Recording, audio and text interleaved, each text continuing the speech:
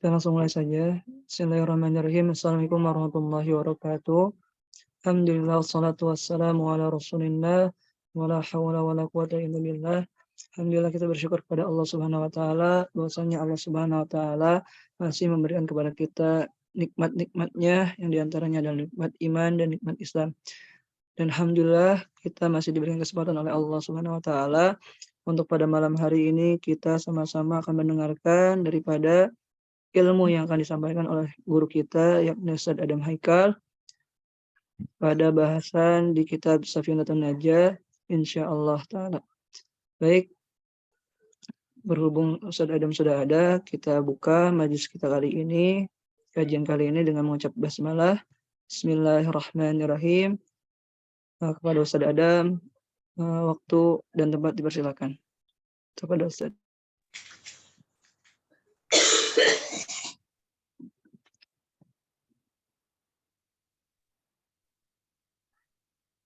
Assalamualaikum warahmatullahi wabarakatuh. Bismillahirrahmanirrahim.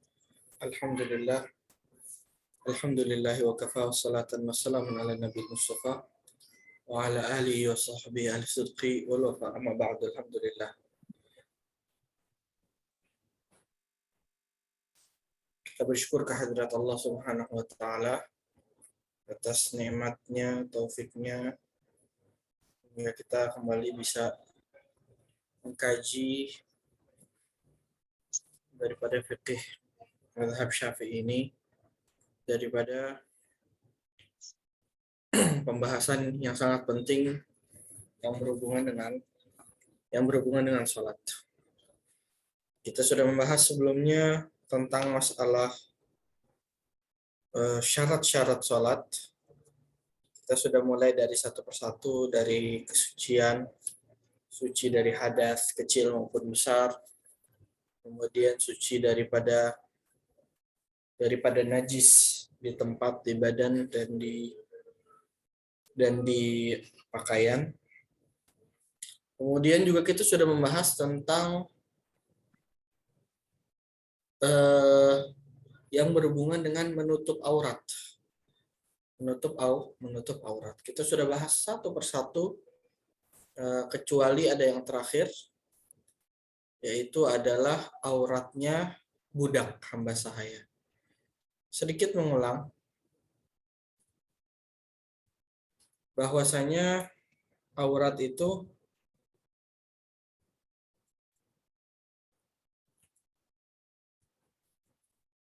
ya bermacam-macam. Ada aurat laki-laki, auratnya laki-laki bersama istrinya atau di depan istrinya atau budak perempuannya tidak ada auratnya, dan ketika dalam kesendirian tidak ada siapa-siapa adalah kedua kemaluan. Kemudian ketika sholat atau di depan orang laki lain dan atau di depan kaum wanita yang mahram adalah antara pusar dan lutut. Ya kan, tapi adab lebih dari itu, yaitu menutupi badan dan sebagainya.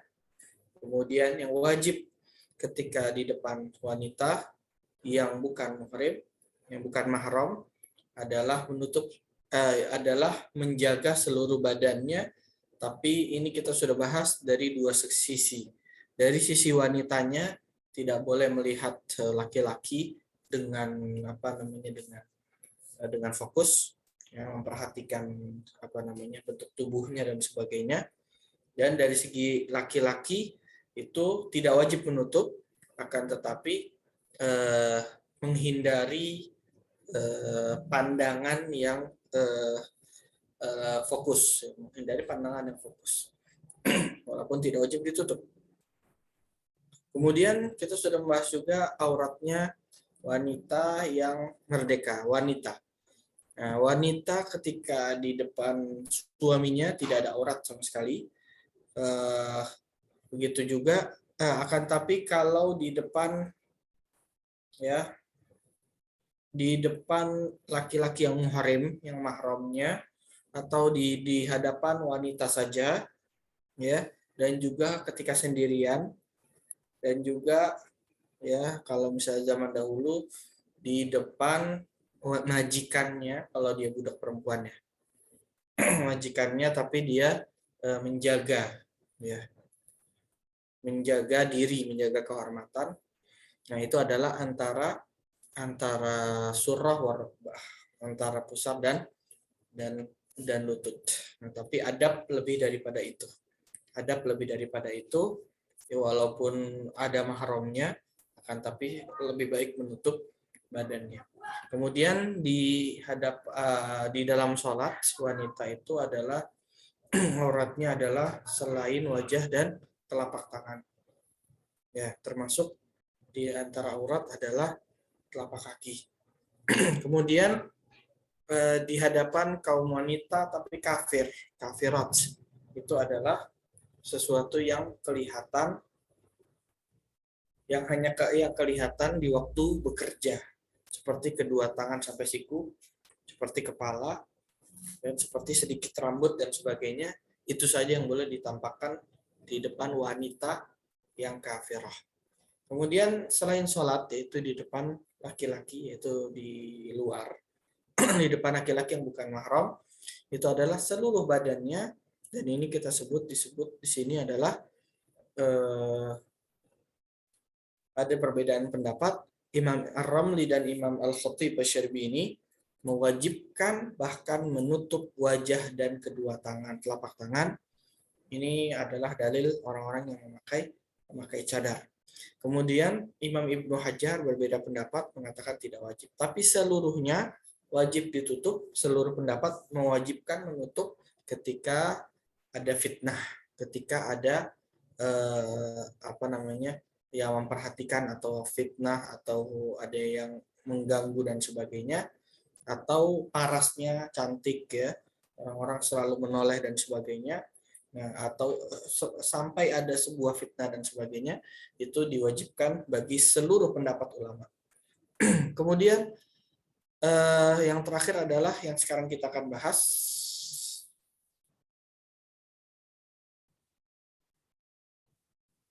Taib. Yang sekarang kita bahas adalah aurat daripada seorang budak perempuan. Nah, di sini di dalam sholatnya budak perempuan, dan ketika di hadapan laki-laki yang mahram, dan di hadapan wanita dan atau sendirian, itu hanya di antara surah warukbah, antara dua ya,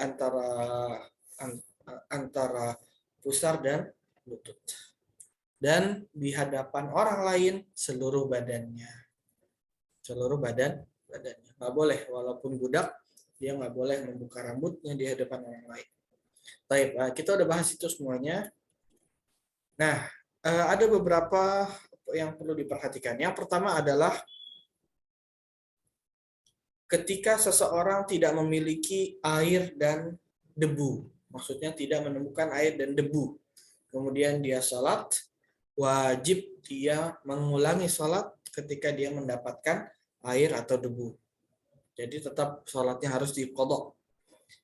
Adapun orang yang sholat dalam keadaan tidak berbusana, maksudnya tidak menemukan baju sehelai pun, ya, itu sebenarnya ada panjang sebenarnya pembahasannya. Jadi kalau misalnya ada ada sedikit kain, itu yang mana yang harus ditutup, ya ulama mengatakan yang harus ditutup adalah aurat besar, yaitu kemaluan depan dan kemaluan belakang. Kalau misalnya tidak ada, adalah kemaluan depan, ya, yang maksudnya tidak cukup hanya bisa menutupi salah satu daripada aurat atau kemaluan, itu adalah kemaluan depan yang ditutup. Nah, itu kalau tidak ada pakaian sama sekali. Adapun jika ada pakaian atau tidak ada pakaian sama sekali, ya, kemudian tidak mendapatkan pakaian dan waktu sholatnya akan keluar, wajib dia sholat. Nah, tapi di sini ada keringanan. Apa itu? Sholat dengan keadaannya dia, ya, tapi menjauh dari orang-orang, di khalwat sendirian, ya.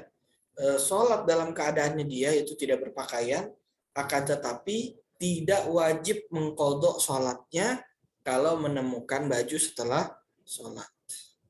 Ya, seperti itu. Ya, jadi tidak wajib mengulangi sholatnya. Kalau memang pada saat itu tidak ada baju sama sekali dan tidak ada yang bisa dipakai sama sekali, itu tidak wajib mengqadha karena dia sudah sholat dengan keadaan yang seharusnya. Ya, karena dia tidak ada pakaian, ya udah. Ya, seperti itu.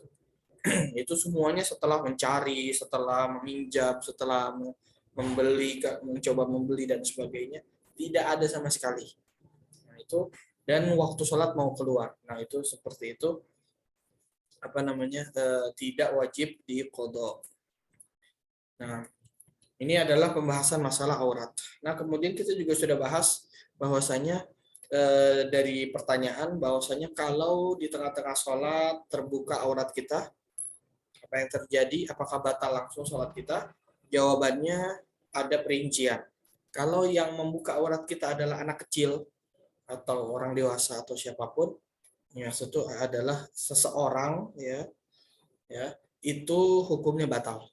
Tapi kalau ditempa angin, ya kena angin atau sesuatu hewan dan sebagainya, itu kalau segera ditutup saat itu juga itu tidak batal. Tapi kalau terlambat ditutup, nggak langsung ditutup, itu tidak batal. Kalau terlambat ditutup itu batal sholatnya. Seperti itu hukumnya bila terbuka aurat di dalam sholat.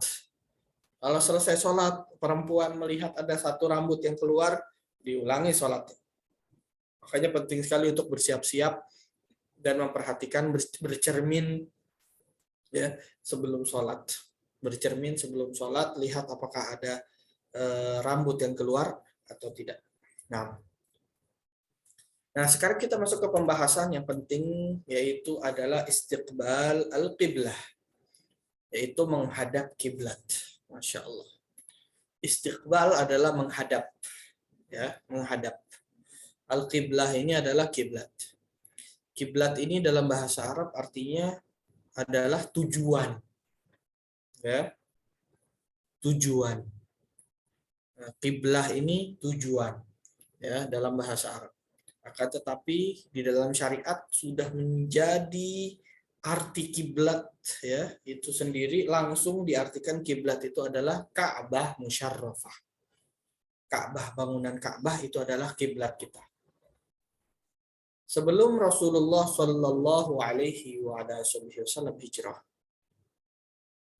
beliau sudah menghadap ke Mekah dan beliau sholat, ya, menghadap ke Mekah setelah diwajibkan sholat, menghadap Ka'bah.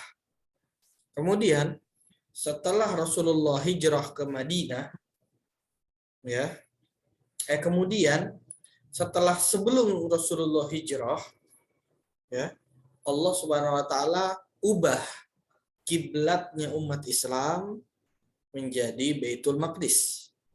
Menjadi Baitul Maqdis, Masjidil Aqsa. Dimanapun umat Islam berada harus menghadap ke Baitul Maqdis. Nah, ini agak kemudian Rasulullah SAW karena cintanya beliau dengan Ka'bah, beliau mencari arah di mana menghadap Ka'bah sekaligus menghadap Baitul Maqdis. Beliau tidak mau membelakangi Ka'bah atau menyampingi Ka'bah. Tapi setelah Rasulullah SAW hijrah, keadaannya tambah sulit. Kenapa? Karena arahnya Baitul Maqdis berlawanan dengan arahnya Makkah di Madinah sana. Jadi kalau mau menghadap Baitul Maqdis harus membelakangi Mekah, membelakangi Ka'bah arahnya. Nah, Rasulullah agak risih dengan hal ini dan Rasulullah melihat ke langit. Apa? Rasulullah ingin sekali Allah mengganti kiblatnya kembali kepada Ka'bah karena cinta beliau kepada Ka'bah. Dan berlalulah sekitar 16 atau 17 bulan setelah pergantian kiblat dari Ka'bah ke Baitul Maqdis.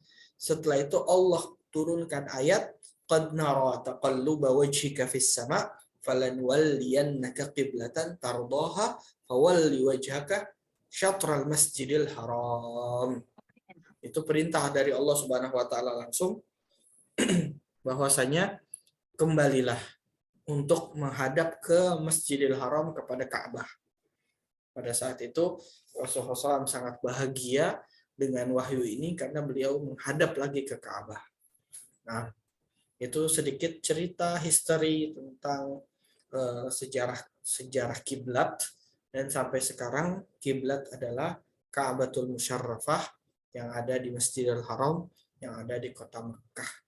Baik di seluruh dunia ya, kita menghadap kiblat. Ini di antara syarat sahnya atau syarat sahnya sholat adalah menghadap ke kiblat. Oke. Ada sedikit ada sedikit pembahasan apakah ya kita menghadap ke kiblat, menghadap ke Ka'bah. Nah, sekarang pertanyaannya, apakah boleh seseorang sholat di dalam Ka'bah atau di atas Ka'bah atau tidak boleh? Kan Ka'bah itu kiblat. Boleh nggak seorang masuk ke dalam Ka'bah? Kan Ka'bah luas ya, luas. Boleh nggak seseorang masuk ke dalam Ka'bah, kemudian dia sholat di dalamnya dan menghadap mana? Oke. Dan apa syaratnya kalau diperbolehkan? Nah, pertama, kalau di dalam Ka'bah, ini tulisannya dakhilal Ka'bah, artinya di dalam Ka'bah. Ada dua kemungkinan. Yang pertama adalah dua keadaan. Ketika dia masuk ke dalam Ka'bah, istiqbali syakhisin, dia menghadap ke suatu benda atau sesuatu yang ada di dalam Ka'bah, seperti tiang ataupun dinding ataupun benda yang ada di dalam Ka'bah, ya. Dan benda itu tinggi lebih dari 2/3 zira, 2/3 hasta ya, panjang tangan ini. 2/3 hasta atau 1 hasta atau lebih ya, pokoknya tidak terlalu pendek yang dia tuju. Maksudnya kalau ada barang, ada gundukan tapi sangat pendek sekali, itu tidak dihitung. Jadi ketika seseorang tersebut menghadap ke sesuatu benda tersebut, baik itu tembok ataupun apa namanya tadi, tiang dan sebagainya, itu sah sholatnya. Shohat sholatuhu, sah sholatnya. Oke. Tapi kalau tidak menghadap, di tengah-tengah dia tidak menghadap, maksudnya tidak dekat dengan tembok, di tengah-tengah, dia pasti menghadap tembok pasti, akan tapi tidak dekat dengan tembok, itu tidak sah sholatnya di dalam Ka'bah.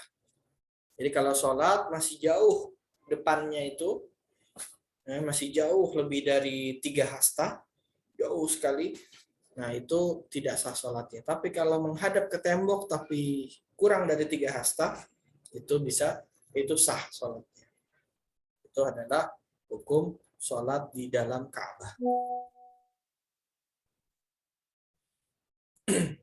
Kemudian yang kedua adalah kharijal Ka'bah. Nah, ketika kita sholat di luar Ka'bah. Nah, di luar Ka'bah berarti harus menghadap kiblat, menghadap Ka'bah. Nah, dengan apa menghadap Ka'bahnya itu?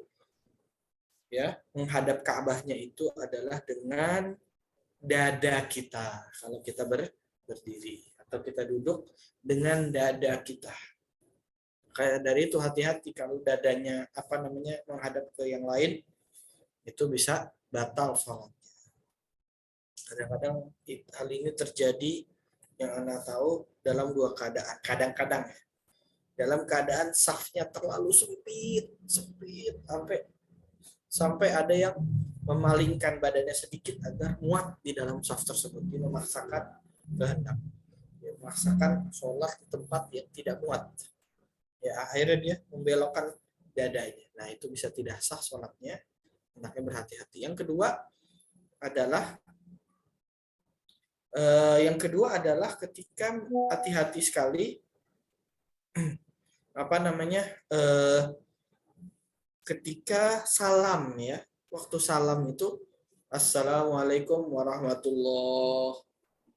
Ya, hati-hati. Sebagian orang menoleh itu dengan dadanya juga menoleh. Sedangkan kita dianggap keluar daripada sholat, ya, itu ketika assalamualaikum ada mimnya. Oke. Nah, ketika seseorang sebelum sampai ke mim alaikum, dia sudah menoleh dengan kepala dan sekaligus badannya, dadanya, itu bisa batal sholat. Hati-hati. Tapi kalau hanya kepala saja, itu hukumnya makruh. Ya, menoleh dengan kepala masih di dalam sholat. Dari itu kita sunnahnya bacanya assalamualaikum warahmatullah baru nengok. Oke, warahmatullah baru nengok. Soalnya kalau kita assalamualaikum, jadi kita sebelum kum kita sudah menoleh, itu kita makruh hukumnya di dalam sholat. Tapi kalau dengan dada batal sebelum mimnya kum. Ya. Nah itu penting ya, dua hal ini biasanya kejadian atau keadaan yang dimana seseorang tidak menghadap Ka'bah. Lanjut. Ada beberapa hal yang mana dikecualikan seseorang itu sholat tidak menghadap Ka'bah tapi sah sholatnya. Oke? Nah, ulangi, ada beberapa hal ya di mana sah sholatnya tapi tidak menghadap kiblat, tidak menghadap Ka'bah. Pengecualian berarti ya, pengecualian dari syarat sah sholat yaitu menghadap kiblat. Yang pertama adalah di sini tulis naflus safar al-mubah ila mahal la yusma minhu nida'ul jum'ah. Yaitu sholat sunnah tapi dalam perjalanan yang mubah. Silakan dicatat ya. Ini penting, kata-katanya semuanya penting. Yang pertama harus sholat sunnah. Sholat wajib enggak. Tetap sholat wajib harus ngadep kiblat. Yang kedua dalam safar yang mubah. Perjalanan yang mubah. Bukan perjalanan yang haram. Untuk maksiat, perjalanan untuk maksiat itu tidak diperbolehkan. Ya. Kemudian ke tempat yang tidak terdengar panggilan Jumat. Maksudnya apa? Maksudnya ke tempat yang jauh ya, sampai dinamakan perjalanan. Ya, keluar dari kotanya dia tidak terdengar panggilan sholat Jumatnya dia di tempatnya. Ya, itu tidak terlalu jauh akan tapi keluar dari kotanya. Nah itu diperbolehkan sholat sunnah di dalam kendaraan dan tidak menghadap ke kiblat. Menghadap kemana? Menghadap ke jalanannya. Oke, dia supir atau bukan supir atau penumpang, ya supir atau penumpang boleh dia sholat Allahu Akbar ngadep ke depan, ya sholat dalam keadaan duduk, sholat sunnah ya. Dalam keadaan duduk menghadap ke arah jalanannya.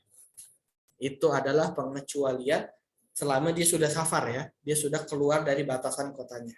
Atau sudah jauh dari tempatnya. Walaupun belum sampai 86 km, 4 km. Belum sampai sana, itu sudah diperbolehkan. Sholat seperti itu, sholat duha, sholat qobliyah, sholat ba'diyah, sholat witir dan sebagainya yang sunnah-sunnah diperbolehkan. Kemudian, ini adalah keringanan bagi kita agar untuk menjaga sholat-sholat sunnah kita. Pengecualian yang kedua adalah ketika ada namanya sholatul khauf, sholat takut, artinya sholat di dalam perang. Ya, jadi ada keadaan perang antara umat Islam dengan orang kafir, atau ada serangan ke tempat kita, itu adalah peperangan. Ketika ada peperangan terjadi, ya itu ada sholat-sholat yang khusus. Tapi ketika di dalam pertempurannya itu, ya sedang bertempurnya itu, ya itu kita dan ada waktu sholat, diperbolehkan kita sholat dalam keadaan apapun. Bergerak banyak tidak batal. Oke, berlumuran darah tidak batal. Ya, dan menghadap manapun tidak batal. Sholat dalam keadaan Allahu Akbar. Ya, Sami Allahu liman hamidah, sambil megang pedang, sambil bertarung.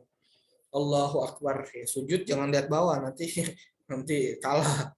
Ya, tetap aja lihat musuhnya, ya, sambil berperang.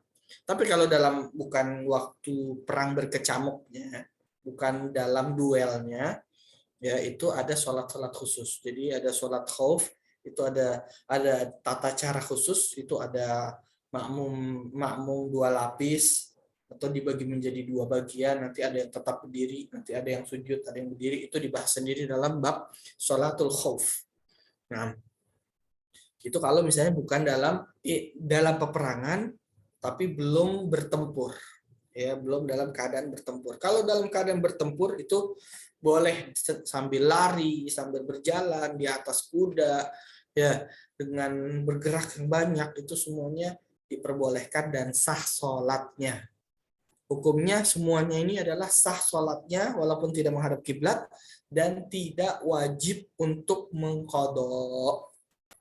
Ya, begitu juga keadaan pengecualian adalah orang yang tidak mampu untuk menghadap kiblat. Seperti, ya maksudnya kita lihat aja, dia nggak mampu. Ya, dia lagi betul-betul sakit, nggak bisa menghadap kiblat, kecuali ada orang yang menghadapkannya, dia sakit, nggak bisa gerak. Nah itu, ya dia sholat, nanti qadha. Atau orang lagi tenggelam atau lagi terdampar di tengah-tengah laut, ya pokoknya dia nggak bisa, benar-benar udah mau keluar waktu sholat, dia sholat ngadep manapun, ya dia terombang-ambing menghadap manapun, atau lagi tenggelam menghadap manapun, sholat, ya memang tidak mampu, nggak bisa, ya atau dalam keadaan dia terikat, disandra, terikat di kayu, itu sholatnya ngadep kemana aja, ya, walaupun nggak menghadap kiblat, itu adalah uzur, jelas, ya jelas. Sholat pada saat itu, nanti kalau sudah lepas, kalau sudah selamat, kalau sudah sembuh, ulang lagi dan qadha sholatnya lagi. Oke, itu ini adalah pengecualian ya, ada 4 atau 5, ya 5 di sini. Yang pertama sholat sunnah dalam perjalanan, yang kedua sholat dalam pertempuran, yang ketiga ketika orang itu sakit, yang keempat ketika orang itu tenggelam, kelima ketika orang itu terikat, ya terikat. Di penjara berarti wajib menghadap kiblat nggak? Wajib. Penjara bisa nggak cari kiblat? Ya cari dulu, ya usahakan cari dulu, ya usaha dulu. Nah, itu akan dibahas itu. Nah. Baik. Kemudian ulama membahas tentang apakah kita harus menghadap kiblat itu menghadap Ka'bahnya atau boleh arahnya. Beda ya arah dengan Ka'bah. Arahnya berarti walaupun kalau kita tarik garis lurus itu tidak menempel ke Ka'bah, ya dari jarak puluhan ribu atau ribuan kilometer, kita tarik garis lurus ternyata nggak sampai ke Ka'bah, sampai ke arah Ka'bah. Atau harus kita nyari titiknya di mana 100%. Kalau kita tarik titik itu, tarik garis lurus dari tempat kita sholat, itu nyentuh Ka'bah. Nah, ini perbedaan pendapat antara mazhab Syafi'i dan luar mazhab Syafi'i. Nah, mazhab Imam Syafi'i adalah kita harus menghadap ke titiknya Ka'bah.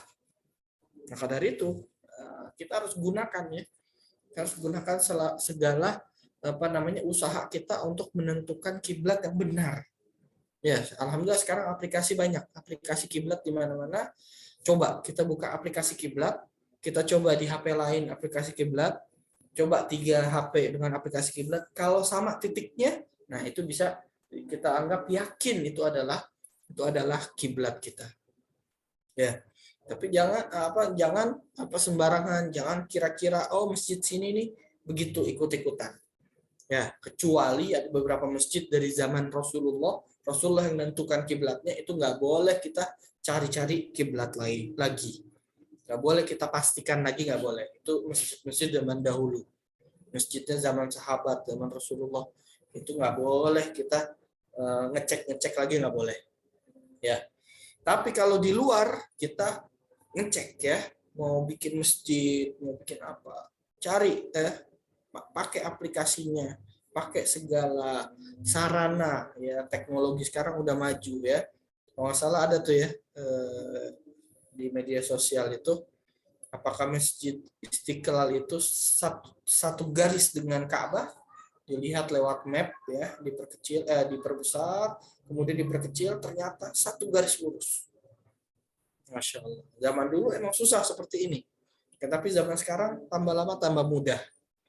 Dan sebenarnya ada cara-caranya di dalam ilmu falak untuk menentukan kiblat. Ya, ada cara-caranya. Kalau nggak salah itu ada 1 hari dalam 1 tahun, itu di mana matahari di jam tertentu itu berada tepat di atas Ka'bah. Jadi kita pada hari itu kita harus paskan. Nah, kiblat kita benar nggak ngadep matahari itu? Itu pas di bawahnya itu adalah Ka'bah. Ya, matahari tepat titiknya di atas Ka'bah. Ya, itu penting sekali. Itu mazhab Imam Syafi'i loh. Kalau mazhab yang lain, pokoknya arah barat, pokoknya arah kiblat. Walaupun ditarik titik nggak sampai ke Ka'bah, samping-sampingnya Ka'bah, ya nggak kena Ka'bah, itu boleh. Itu boleh. Ala kulli hal ya. Ini sedikit tambahan tentang masalah ini. Kita mencari kiblat itu, kita berusaha ya, dengan aplikasi, dengan apapun ya. Kalau kita lagi di hutan atau di mana, kita bisa cari kalau di siang hari kalau kita masih di Indonesia, masih di Asia, arah barat ya, arah barat agak ke utara sedikit, itu adalah kiblat. Kita cari matahari terbenam di mana, itu arah barat, ya, itu arahnya ke situ.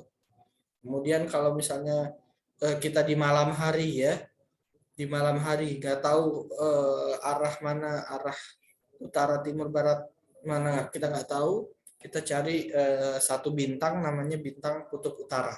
Bintang kutub utara itu pasti di titik utara. Nah, kita bisa tentukan mana barat dari bintang Najmus Shimali, itu apa namanya, bintang kutub utara. Itu bintangnya paling yang muncul pertama kali di malam hari, dan itu bintangnya itu apa namanya, di dekat ufuk. Ya pokoknya adalah ahli-ahli falak itu mengetahui hal-hal seperti ini, bagaimana cara mencari kiblat. Ya, harusnya diusahakan dahulu kalau dalam hutan atau dalam perjalanan. Ya, jangan asal-asalan sholat dengan menebak-nebak. Ya. Baik, itu adalah pembahasan tentang kiblat. Nah, sekarang masalah waktu. Nah, di sini masalah waktu kita akan memasuki fasal yang ada di kitab Safinah, akan tapi tempatnya bukan di sini, tapi dimasukkan ke dalam permasalahan ini karena sangat berhubungan, yaitu adalah masuknya waktu sholat. Jadi tidak boleh kita sholat dan waktu belum masuk. Nggak boleh kita sholat belum masuk waktu. Dan nggak boleh kita sholat asal-asalan menebak, oh udah masuk kali waktu. Nggak boleh. Kalaupun ya seseorang dia nebak-nebak, bangun tidur tiba-tiba, langsung sholat apa gitu, sholat subuh, oke? Bangun tidur nggak lihat jam, sholat subuh, itu hukumnya sholatnya tidak sah, walaupun ternyata dia udah masuk waktu subuh. Ini penting ya. Orang kira kalau misalnya dia nebak terus benar, itu adalah sah. Ternyata nggak sah. Ulama mengatakan kalau seseorang asal-asalan ya di dalam menebak waktu sholat, kemudian dia benar, dia nggak sah sholatnya, harus mengqadha. Soalnya kenapa? Soalnya dia tidak yakin sudah masuk waktu. Jadi harus diyakini dulu. Lihat jam, dengerin azan, lihat waktu, buka internet, buka kapan waktu sholat, ya tanya orang, ya buka jendela, ya tahu dulu, ya cari tahu dahulu, ya lihat jam atau bagaimana, walaupun kita nggak tahu kapan masuk waktu perkiraan, pokoknya kita cari tahu dahulu baru sah sholatnya, walaupun perkiraan ya. Tapi kalau nggak ada pencarian sedikit pun untuk masuknya waktu, itu tidak sah sholatnya, walaupun dia benar. Nah, ini adalah permasalahan masuknya waktu. Nah, kita akan masuk ke dalam sholat 5 waktu itu, waktu masuknya itu kapan aja.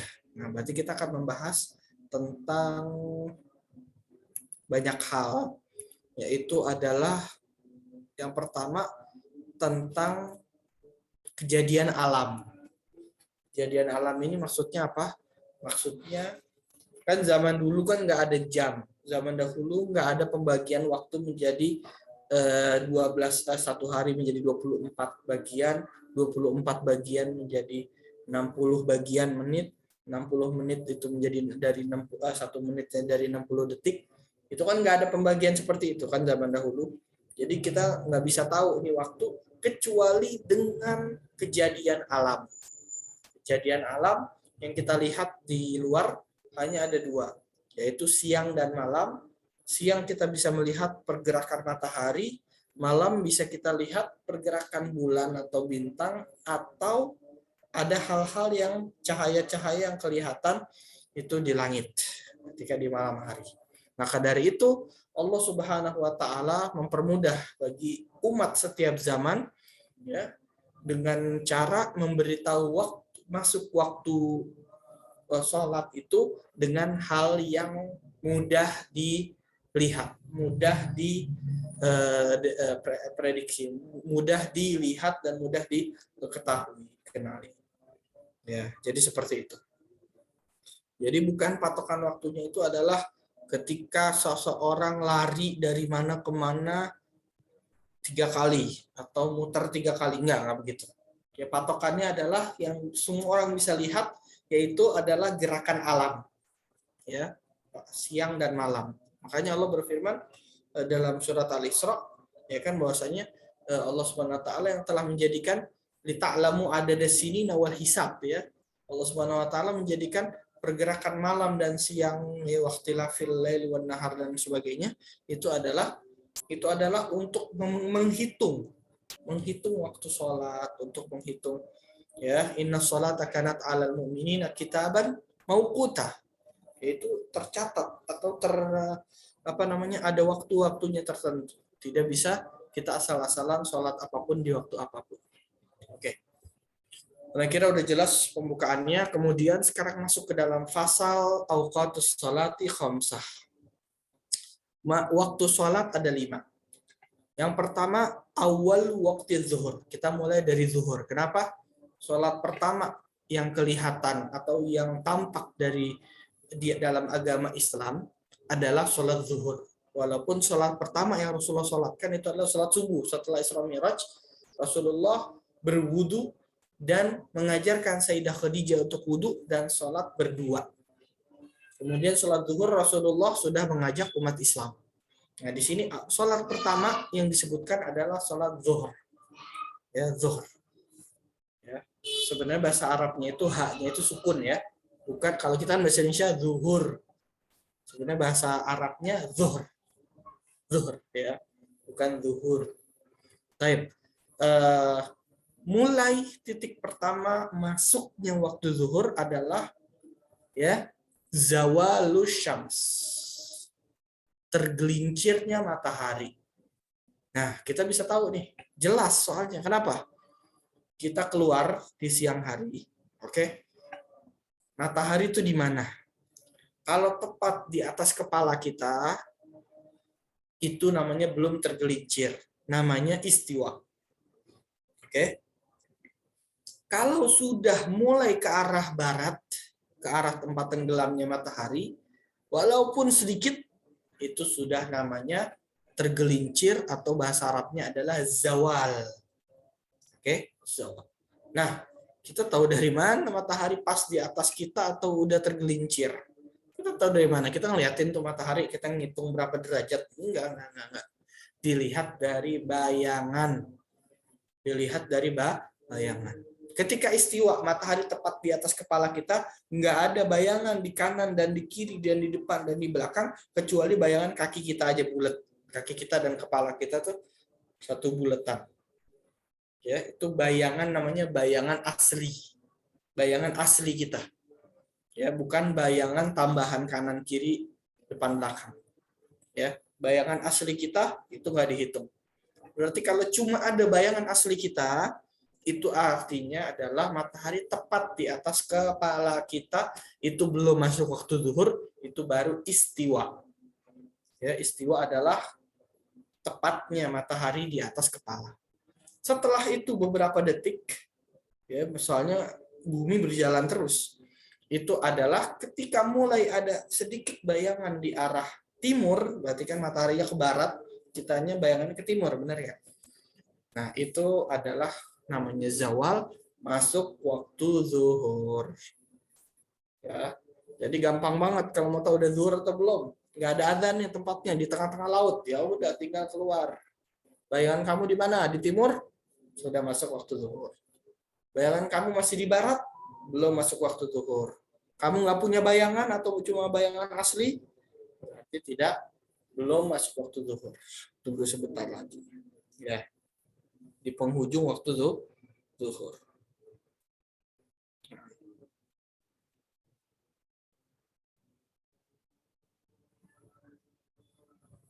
Oke, kira jelas ya. Itu adalah zawalus syams.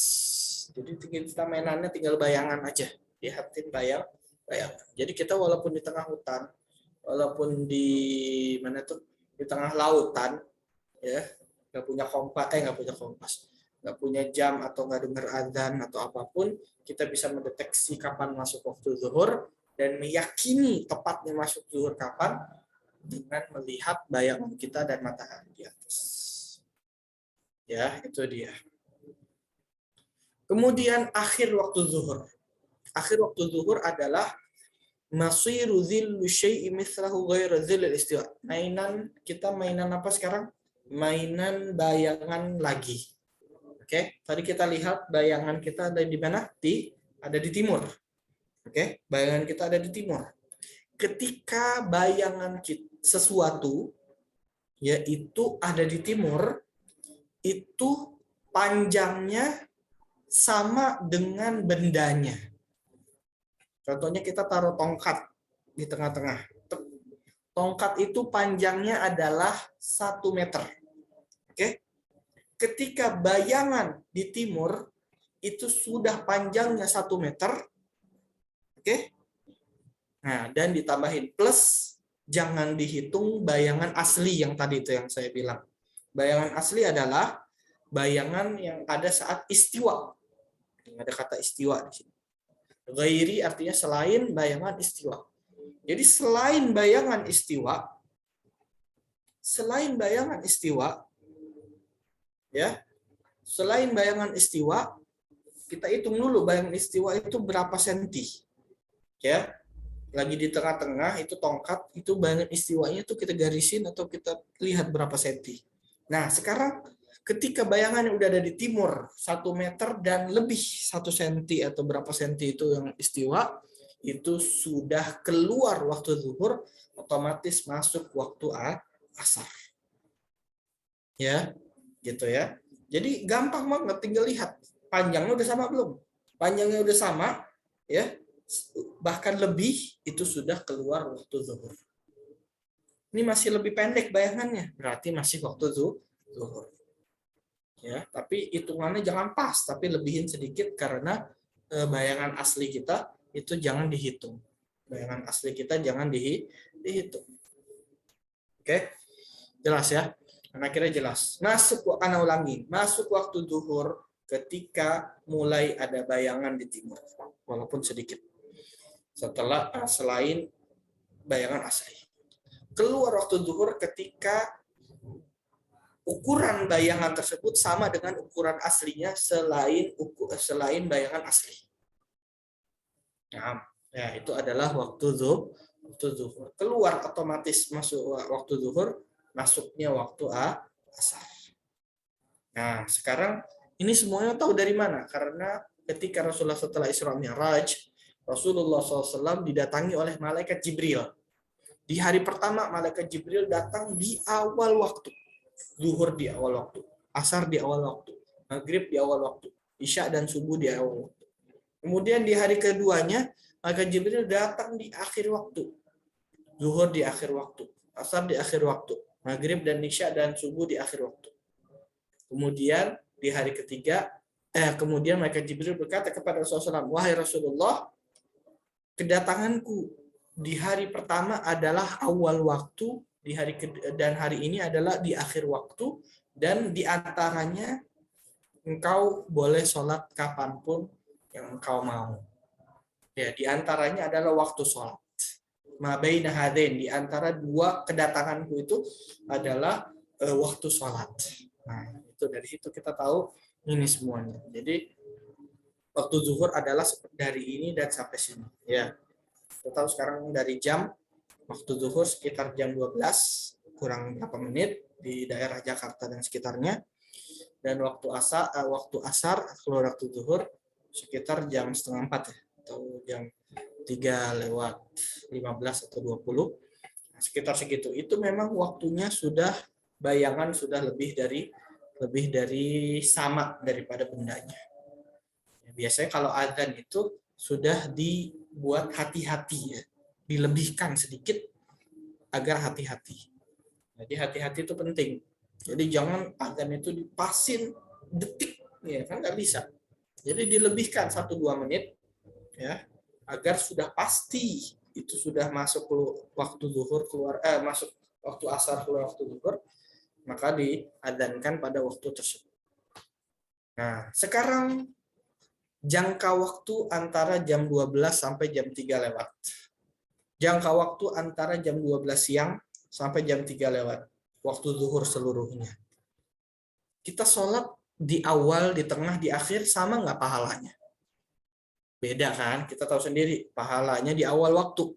Nah, tapi di sana ada pembagian waktu dari segi sholat di dalamnya.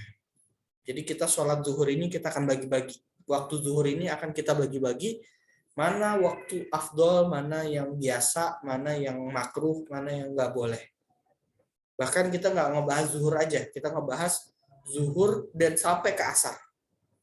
Oke, jadi kita ngebahas sholat zuhur itu hukumnya apa di dalam pembagian waktu-waktu ini. Oke, mana itu? 6 di sini ada 6. Pertama, waktu zuhur dibagi menjadi 6. Yang pertama adalah waktu fadilah. Kita mau mendapatkan fadilah sholat zuhur di awal waktu, ini waktu fadilah. Nah, kita tahu dari mana, kapan waktu fadilah, sampai mana batasannya. Kan azan jam 12. Sampai jam 1 kah? Waktu fadilah masih ada? Atau sampai setengah 1 udah habis? Atau jam 12:15 sudah habis? Nah, mana batasannya? Dari awal azan, ya, sekedar sholat zuhur, berarti 4 rakaat. Dan qobliyah ba'diyah, ya, berarti sekitar 8 rakaat atau 12 rakaat, ya kan? Dan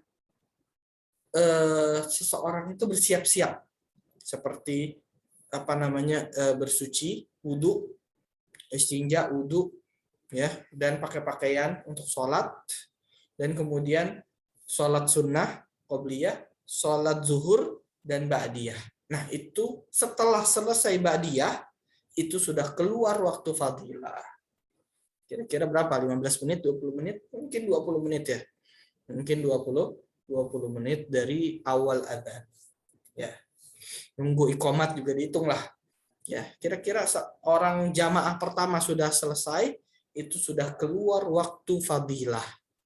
Mendapatkan fadilah di awal waktu. Ya. Itu adalah waktu fadilah. Jadi tinggal dikira-kirakan tuh. Kira-kirakan kalau misalnya kita udah buru-buru, orang udah pada sholat, kita masih fadilah nih sekarang. Kita udah buru-buru siap-siap nih. Ternyata orang udah pada sholat. Berarti mereka aja yang duluan. Kita masih dalam waktu fadilah karena kita masih batas waktu yang wajar.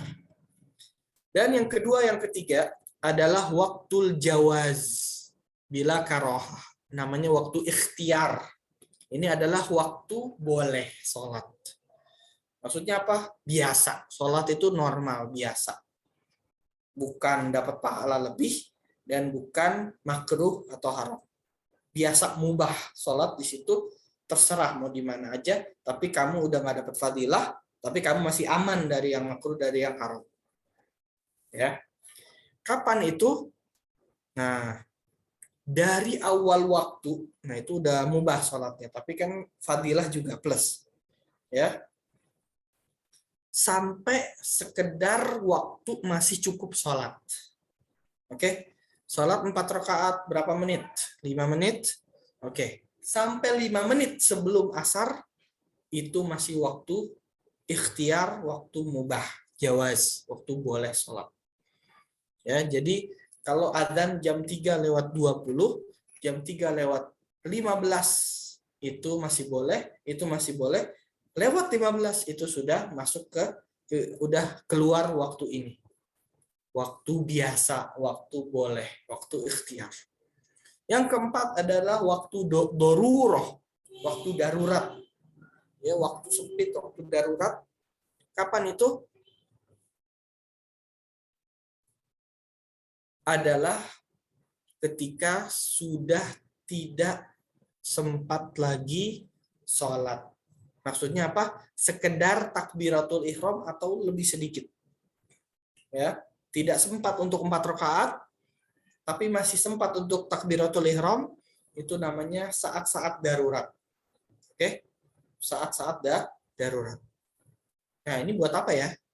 Kalau orang sholat di situ, dia dosa kan, soalnya dia mundur-mundur sholat. Tapi maksudnya apa ini? Sebenarnya ada gunanya. Contohnya adalah orang-orang haid, wanita yang sedang haid. Ketika di waktu ini nih, ya, 4 menit sebelum adzan, 3 menit sebelum adzan, dia suci, darahnya berhenti, walaupun belum mandi. Ya, itu dia wajib nanti waktu udah mandi, setelah sholat asar, sholat zuhur juga. Oke, jadi ada kewajiban di situ. Jadi nggak sembarangan ada waktu ini. Waktu ini juga adalah ketika seseorang uzurnya hilang pada waktu darurat ini, itu dia tetap wajib mengqadha sholat tersebut. Oke, bukan artinya wah udah 3 menit lagi langsung mandi langsung sholat, enggak. Pokoknya dia nanti wajib qadha tanpa dosa, jelas. Tanpa dosa. Tapi hukumnya wajib dia sholat zuhur. Karena masih tersisa waktu sedikit banget. Tapi kalau masih ada 20 menit mau asar, berhenti darahnya, wajib dia mandi saat itu. Ya, segera mandi, bersih-bersih dan sholat. Itu tadi kalau tinggal 4 menit, 3 menit. Nah, itu apa namanya? Sholatnya nanti di waktu asar, di waktu lanjutannya. Nah, ada waktu namanya yang terakhir, yang kelima sebelum terakhir, namanya waktu uzur. Waktu uzur itu adalah waktu di mana seseorang lagi punya uzur seperti dalam perjalanan, itu boleh sholat zuhur kapan? Di waktu asar. Jadi waktu asar itu adalah waktunya zuhur, waktu untuk sholat zuhur di dalam uzur. Dalam uzur safar, uzur sakit, atau hujan dan lain-lain. Oke, enggak hujan enggak. Apa namanya? Sholat dalam safar dan waktu sakit. Ya, jadi waktu asar adalah waktunya zuhur. Untuk apa? Untuk orang yang uzur. Itu nomor 5. Yang terakhir nomor 6 adalah haram. Kapan waktunya haram sholat zuhur di situ? Yaitu tadi di bawah 5 menit, ya, bagi orang yang nggak ada uzur sama sekali, bukan haid, bukan apapun, ya, itu waktu haram. Wajib dia sholat tapi dapat dosa, ya. Wajib dia sholat segera tapi dapat dosa. Ya, jadi bukan artinya kalau dosa itu nggak sah, tetap harus sholat, ya, tapi berdosa kalau nggak ada uzur. Kalau ada uzur seperti tidur yang kita udah bahas itu, lupa dan tidur itu tidak dosa. Pokoknya di bawah 4 menit, di bawah 5 menit, ya, sampai keluar waktu sholat itu namanya waktu haram. Waktu haram. Oke. Nah, kira kita sampai di sini dulu. Akan dibuka pertanyaan sesi tanya jawab setelah ini. Nah, setelahnya sebenarnya untuk pelajaran selanjutnya cuma terulang-ulang aja. Ya. Ya, yaitu waktu asar nanti dibagi menjadi 7. Ada waktu fadilah, waktu ikhtiar, waktu jawaz tanpa makruh, waktu haram, waktu uzur, waktu darurah. Kemudian ada waktu maghrib terbagi menjadi 7. Waktu fadilah, waktu ikhtiar, waktu jawaz, waktu hurmah, waktu uzur, waktu darurah. Waktu isya juga dibagi menjadi 7. Fadilahnya kapan, ikhtiarnya kapan. Tapi nanti ada beda-beda ya, nggak sama. Semuanya nggak sama ya. Semuanya tidak sama. Subuh. Nah, dan akan kita bahas kapan masuk waktunya. Waktu asar, maghrib, isya, subuh. Kapan masuk waktunya dan kapan keluarnya secara syar'i, secara syariat ya, secara syar'i dengan fenomena alam, Nah, kira jelas ya. Nanti insya Allah kalau Anda ingat ya, kalau Anda ingat juga kita akan bahas, akan Anda kasih tahu perbedaan antara fajar sodik dan fajar kadzib dalam gambar. Mana apa bedanya sih, ciri-cirinya fajar sodik dan fajar kadzib, insyaallah taala ya kan. Nah, kira jelas. Ana kembalikan ke moderator Ustadz Fikri untuk membuka sesi tanya jawab. Wallahu a'lam bishawab. Baik, dipersilahkan untuk teman-teman semua yang ingin bertanya.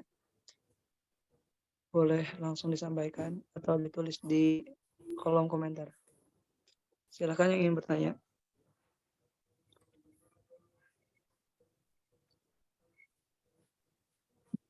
Ustaz, apa ada yang bertanya? Dibacakan ya, Ustaz? Ya, silakan. Afwan, sebenarnya Ustaz izin bertanya, apabila kita muslimah diwajibkan tinggal bersama wanita non-muslim dalam waktu yang lama, bagaimana batas-batas auratnya? Terima kasih, Ustaz. Oke. Sama ya. Tidak ada sesuatu keringanan, maksudnya sama aja. Sama seperti yang disebutkan tadi, yaitu adalah kita jangan menunjukkan sesuatu yang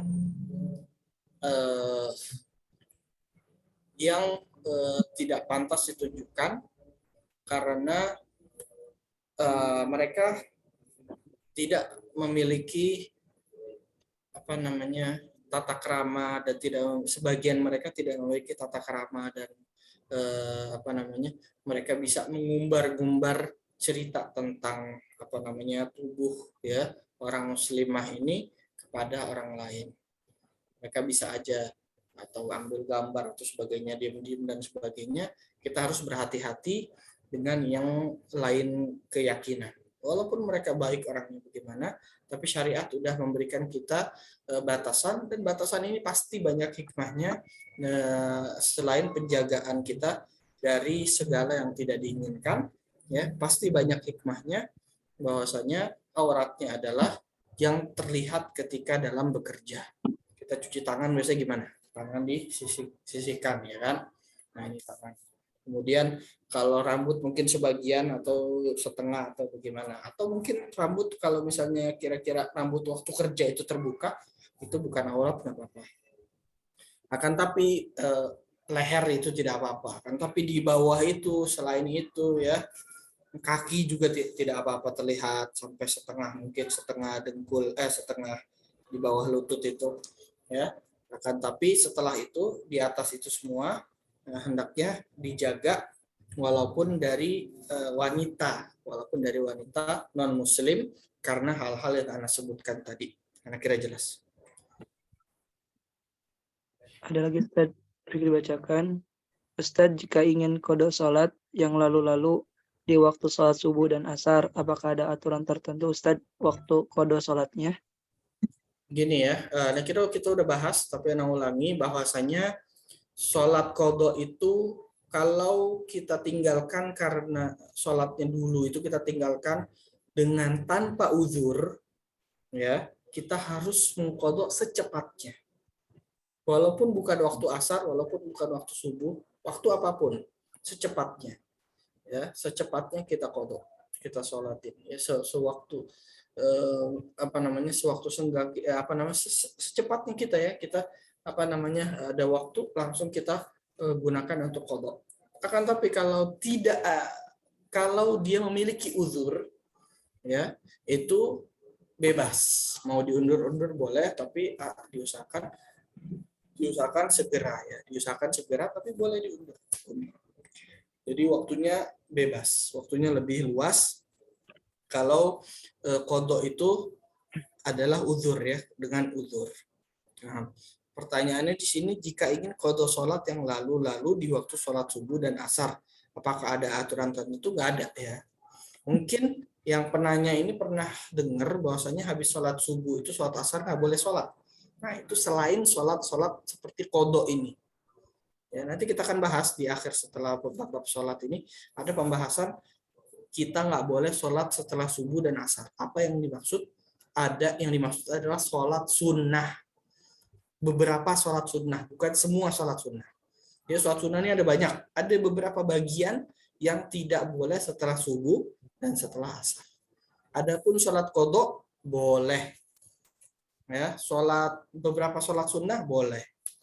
Itu kita akan bahas ya. Jadi walaupun setelah sholat subuh boleh kita sholat kodok isya, boleh kita sholat kodok zuhur, ya, itu diperbolehkan. Kira jelas. Silahkan yang ingin bertanya lagi. Di sini ada dari Ustazah Fatimah. Assalamualaikum. Minta dijelaskan lagi Ustadz yang bagian keempat tadi, waktu darurat di bagian wanita haid. Oke. Dengerin semuanya juga. Mungkin Anda terlalu cepat atau tiba-tiba masuk ke pembahasan ini dalam pembahasan waktu. Begini. Seseorang yang memiliki uzur tidak wajib sholat. Seperti wanita yang haid. Seperti anak kecil yang belum baligh. Seperti orang gila. Oke? Dia kan nggak wajib sholat. Di waktu zuhur, dia masih dalam keadaan uzur tersebut. Si wanita ini masih lagi haid, darahnya masih keluar. Ya. Si yang anak kecil ini ya biasa, masih kecil. Ya, dan yang gila masih gila. Tapi kemudian beberapa waktu, detik-detik, menit-menit terakhir sebelum waktu asar, oke, dia si perempuan itu berhenti darahnya, suci. Kan bisa seperti itu kan, bisa suci kapan aja. Kaum wanita paham, maksudnya ada rasanya itu bagaimana berhenti. Atau si anak kecil itu baligh, ya baik keluar mani ataupun ihtilam atau dengan cara apapun, dia baligh. Atau yang orang gila ini sadar, ya, waras lagi, kembali akalnya, sembuh.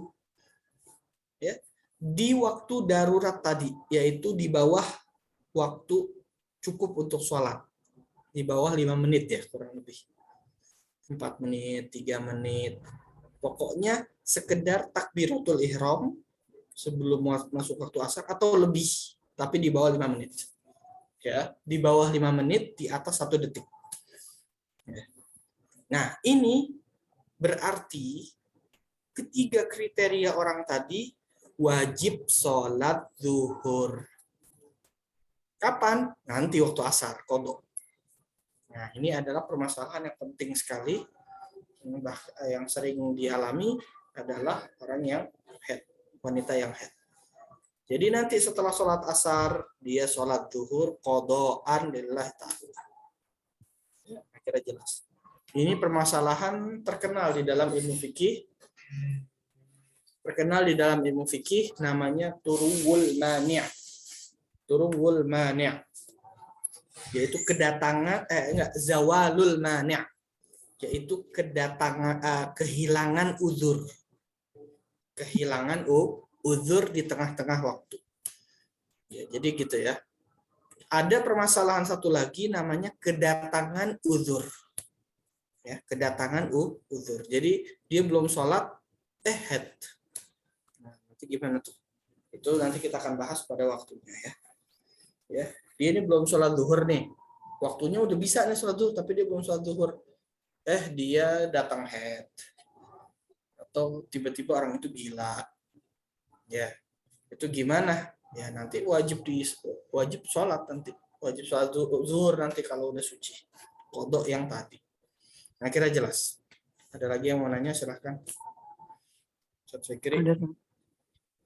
Ini Ustaz, izin bertanya, mohon penjelasannya lagi. Ustaz, perihal hal yang sunnah dan makruh ketika salam dalam sholat. Gimana itu pertanyaannya? Di kolom komen. Jadi perihal hal sunnah dan makruh ketika salam dalam sholat. Mungkin penjelasan yang tadi Ustaz mengenai ketika salam, apa yang harus dilakukan? Oh, yang tadi, masalah salam. Di antara hal yang makruh dalam sholat adalah menoleh dengan kepala. Tengok. Lagi tengah-tengah sholat, tengok kanan, kiri. Hukumnya makruh. Oke. Di antara hal yang membatalkan sholat adalah nengok tapi dengan badan. Oke. Nah, waktu lagi mau salam, kita itu kan masih lagi sholat itu. Dan dihitung kita lagi sholat itu sampai mimnya alaikum. Assalamualaikum warahmatullah. Assalamualaikum, mimnya itu adalah detik keluarnya kita dari sholat. Jadi lagi masih sholat. Assalamu masih sholat. Alai masih sholat. Ku masih sholat. Kum baru keluar sholat. Berarti sebelum mim itu terucap, kita masih di dalam sholat. Oke? Berarti apa? Kalau kita nengok duluan sebelum sebelum mim, walaupun nengoknya dikit, kita dapat makruh. Oke? Sebelum kum. Jadi gimana yang bagus? Kan Assalamualaikum warahmatullah. Assalamualaikum warahmatullah. Assalamualaikum warahmatullah. Jadi Assalamualaikum kita masih ngadep depan. Warahmatullah baru mulai. Itu biar nggak makruh. Dan juga berarti kalau kita Assalamualaikumnya nengok ke sama badan, kan ada sebagian orang gitu. Assalamualaikum warahmatullah. Nah, Assalamualaikum. Nah, ini belum badannya udah nengok, udah geser dari kiblat, itu batal sholat. Batal sholat. Memang badan itu nggak sunnah gerak, tapi dia salah 2 kali. Udah salah nengok dengan badan, dan dia salah apalagi sebelum kum. Nah, itu dia. Kira jelas ya. Silakan, ada lagi yang bertanya. Ustaz Fikri yang bertanya, Ustaz. Tadi terkait dengan waktu darurat. Misalkan kita tadi tertidur lalu bangun di waktu darurat itu dan kita segera untuk melaksanakan sholat, akan tetapi ketika kita sudah sholat, sebelum kita menyelesaikannya itu udah terdengar azan, Ustaz. Itu kita teruskan atau mending dikodok aja, Ustaz? Oke. Pertama kita lagi sholat azan. Lagi sholat azan. Pertama lanjutkan atau putus sholat nanti kodok. Enggak, lanjutkan sampai selesai. Oke. Itu permasalahan nomor 1. Permasalahan nomor 2, sholat kita itu dinamakan ada atau kodok. Maksudnya sholat kita tuh dalam waktunya apa keluar waktunya? Kan sebagian sholat di luar waktunya. Sholat kita selama ruku pertama, ya, atau rokaat pertama, ruku pertama itu kita masih dalam waktu, kita dinamakan ada, bukan kodok. Nama sholat kita itu adalah kodok. Oke. Tapi kalau kita udah lewat ruku, udah sami Allahu liman hamidah atau sudah rokaat kedua, itu sudah dinamakan sholat itu namanya kodok. Ya. Udah rokaat kedua adzan. Sebelum ruku sebelum ruku udah adzan, itu namanya kodok. Sebelum ruku atau masih rakaat 1 itu sudah adzan, itu sholat kita namanya kodok. Kemudian dari segi dosa atau enggaknya ya tergantung uzur. Ya kalau sebelumnya ada uzur berarti nggak dosa. Kalau sebelumnya nggak ada uzur berarti dosa. Tapi sholatnya harus diterusin terus aja dan nggak perlu sholat lagi nanti. Dan kita udah sholat itu. Sholat kita sah. Jadi nggak ada sholat tuh terputus dengan keluar waktu, nggak ada. Ya, sholat zuhur nih, lagi sholat zuhur, adzan asar, berarti sholatnya tadi nggak sah? Enggak, sholatnya sah. Masalahnya cuma dosa atau nggak dosa aja. Gitu. Tetap sholatnya sah tadi, terusin, sholatnya udah selesai. Ya, gitu ya. Jadi sholat ini sebenarnya otomatis, dia kodok atau nggak kodok itu otomatis, tergantung waktunya dia.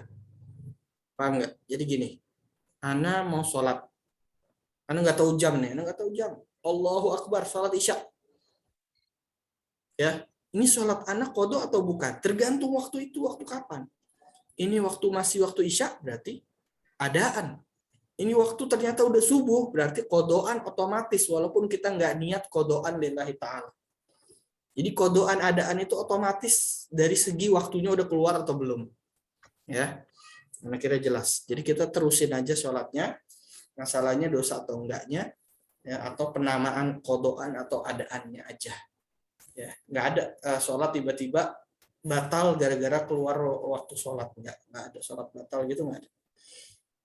Kira jelas. Syukran Ustaz. Ada pertanyaan lagi Ustaz? Gimana Ustaz? Silakan. Di sini ada, misal sambil gendong anak dan tiba-tiba harus mencondongkan badan karena anak gerak-gerak, apakah dima'fu? Itu yang pertama Ustaz. Oke. Ketika sholat. Sambil gendong anak harus mencondongkan badan karena anak gerak-gerak. Yang penting condongnya itu nggak sampai ruku. Ya. Kalau kita menggerakkan badan, pertama nggak boleh lebih dari tiga rakaat. Tiga gerakan, 3 harokat. Ya. Nunduk, bangun, nunduk lagi, ya itu terus menerus, itu batal sholatnya. Tapi kalau cuma 1 gerakan, 2 gerakan, nggak batal. Nah, tapi juga jangan sampai kita nundukinnya itu sampai mendekati paling sedikit ruku. Ruku itu kan paling sedikit kan, badan sedikit aja. Itu udah dinamakan ruku. Tangan kita bisa sampai ke lutut, walaupun badan kita masih agak tegak, itu namanya udah ruku. Oke? Tangan kita udah bisa sampai lutut, tapi badan masih agak tegak, itu sudah dinamakan ruku. Nah, itu ruku itu bahaya juga. Kita kalau bergerak sampai ke keadaan ruku, berarti kita menambah 1 rukun. Itu bisa batal sholatnya. Jadi sedikit aja dari dua bagian, sedikit gerakannya dan sedikit menunduknya. Pertanyaan kedua. Di sini Afwan tadi diperjelas lagi pertanyaannya.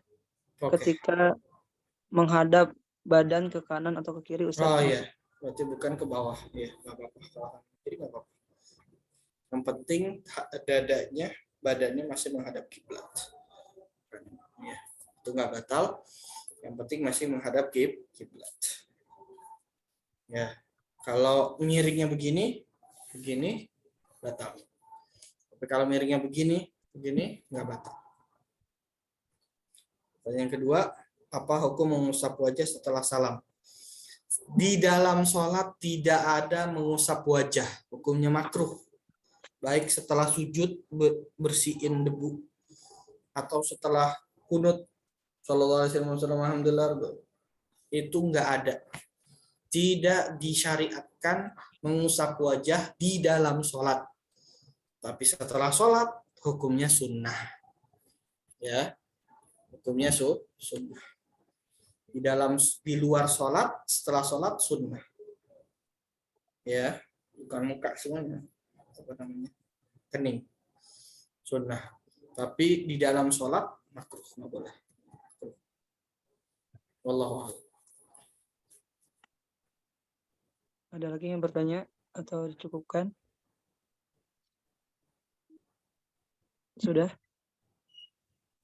Dicukupkan aja saya. Ya, cukup. Ya, alhamdulillah. Jazakallahu khairan katsiran kepada Ustaz Adam yang telah memberikan kepada kita ilmu yang insya Allah bermanfaat buat kita ke depannya. Insya Allah. Dan kita berharap kepada Allah Subhanahu wa taala semoga ya menjadikan ilmu yang kita dapatkan hari ini adalah ilmu yang bermanfaat, ilmu yang berkah, dan kita juga berdoa kepada Allah semoga guru-guru kita terutama Ustaz Adam disehatkan dan dimudahkan segala urusannya. Baik, kita tutup dengan mengucap hamdalah, alhamdulillah, dan doa kafaratul majlis, subhanaka Allahumma bihamdika asyhadu an la ilaha illa anta astaghfiruka wa atubu ilaik. Assalamualaikum warahmatullahi wabarakatuh. Waalaikumsalam warahmatullahi wabarakatuh. Syukran Ustaz.